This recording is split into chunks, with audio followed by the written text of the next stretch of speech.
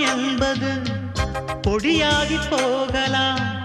பொன்னாரமே நம் காதல் பூலோகம் தாண்டி வாழலாம். ஆகாயம் என்பது இல்லாமல் போகலாம். ஆனால் நம் நேசமே ஆகாயம் தாண்டி வாழலாம். கண்ணீரில் ஈரமாகி கரையாச்சு காதலே.